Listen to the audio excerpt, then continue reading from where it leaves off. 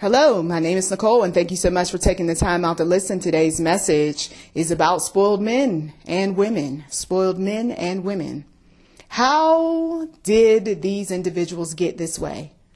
Well, it's real simple. They got everything that they asked for. It started off possibly in childhood, or it started in early adulthood. It started when they started blossoming in their looks, when things started looking quite well in their lives, and some folks said, you know what, I want to give you. And so they got some more. These spoiled men and women feel entitled. Because I was able to get the car that I always wanted, I got the house that I always wanted, and now somebody comes into my life and I expect them to do the same thing that other one who spoiled me did, and then that person stops you in your tracks and lets you know, not here. Now the spoiled man or woman becomes bratty. That spoiled man or woman fights back. That spoiled man or woman goes off and cheats. Well, I'll find somebody else that'll hook me up, that'll help me out. I don't need you. And so you let them go. But she does this, or she looks this way, or he is so fine, and it's hard to get another man like him. Forget all of that. The Lord will speak to you if you spend some time praying, and will show you everything about that person that has led them to be the spoiled, bratty man or woman that he or she is. And sometimes you feel guilty, right, about thinking about those negative things. But I'm telling you, those negative things is what brings people up out of their situations where people are spoiled and bratty and treating them disrespectful in front of family members and friends, taking advantage of their wallets, taking advantage of even their children. You owe me. Why do I owe you? Why? Give me one good reason. What have you done for me? Some spoiled men and women haven't done too much of anything. Others have done some things in the past, but not anything lately. And then there are those that, yes, they do give. But look at how much you got to give them for the little bit that they do for you. Well, they might give you a lot physically, but what about emotionally? They might be giving you a whole lot of spiritual talk, but what about walking with you spiritually? Lord Jesus. Spoiled men or women, I go where I want to go. I do what I want to do. You don't have to tell me anything because I know everything. Spoiled men and women, I don't have to do too much because I'm already pretty. Spoiled men and women, I don't have to say too much because, well, I am spoiled with knowledge and wisdom and so much of this and that. And, oh, come on now, please. So you draw the line in the sand and you tell that spoiled man or woman that you're not going to be taken advantage of, and that, no, I'm no longer giving you this and that. So now there's the pushback, and they're doing all sorts of negative things to get you to once again be who they want you to be. Because 9 times out of 10, they came up with some clever, I should say, some clever strategies to get you to do some things. That word click is interesting. It came up in my spirit because you see, you got Dorothy, right? For instance, in The Wizard of Oz, who she's got these ruby red slippers. And when she clicks her heels 3 times, certain things happen. Spoiled men and women, they think if they can snap their fingers, if they can wish upon a star, if they can declare a mantra each and every day, that they're always going to get. You may have gotten from this one. But once again, if you are that one who draws the line in the sand, you're not going to be that spoiled man or woman's victim much longer. And then if you are the spoiled man or woman listening to this message, you're not going to like this message because what I'm doing is just what you know I'm doing. I am pulling the victim away from you, the one who considers his or herself to be God-like, who's sitting on the throne. And you would never want your victims to hear a message like this. But I'm telling some victims this because, simply put, we are to serve the one true God, not man or woman. And when you have somebody who has been given so much, they don't have the type of mindset that has the capacity for you and what you want.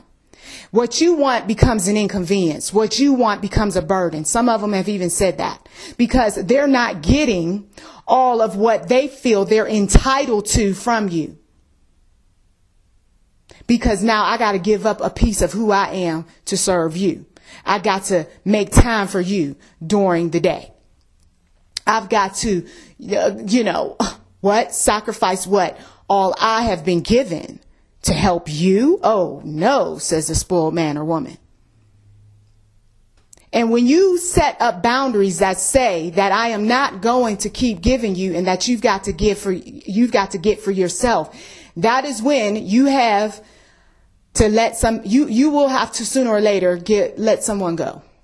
I know it's going to be hard. I know at times you're going to agonize over it. I know that you're thinking about, oh, how bright and shiny and sweet and nice this person is. But at the end of the day, do you want your retirement savings to be spent up by spoiled men, women, and even their offspring?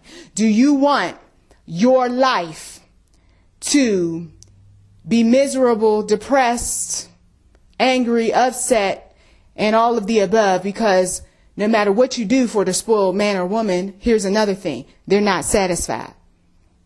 Oh, yes, I'm satisfied, says the spoiled woman. No, you're not. Because if you were, you wouldn't be complaining. You wouldn't be giving that man grief. The spoiled man says, oh, I'm good. I'm all right. And then the next thing you know, you're asking that woman for something else. And what do the victims do? I'm going to keep doing it because, well, I don't want her upset.